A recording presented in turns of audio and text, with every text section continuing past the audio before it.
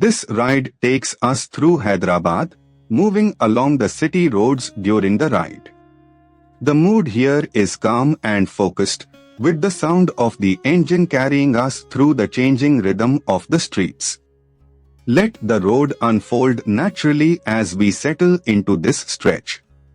A little further along, this part of the route shows a grounded side of Hyderabad, where everyday movement defines the street.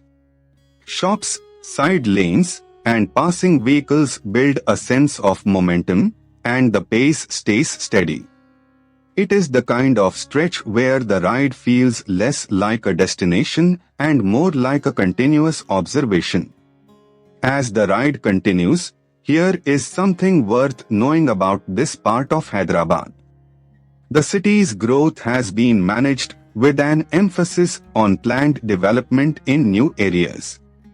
That local detail adds depth to what might otherwise seem like a simple road, and it reminds you that every ride here passes through layers of history and routine. Coming into the next stretch, from the rider's perspective, this section is defined by spacing, timing, and attention.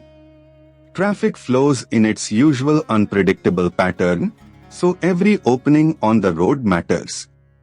The experience becomes less about speed and more about reading the street early, staying smooth, and keeping the ride controlled.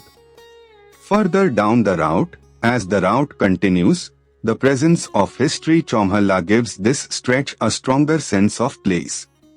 Landmarks like this help anchor the ride because they turn a moving sequence of roads into something memorable. With the road opening ahead, the atmosphere here changes with the hour, and the weather adds its own character to the ride. The road noise, light, and movement around the bike all combine into a very specific riding mood.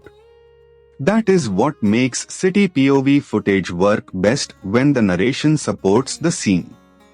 As this ride through Hyderabad comes to a close, the journey may be simple, but the texture of the road, the city, and the ride itself is what makes it worth watching.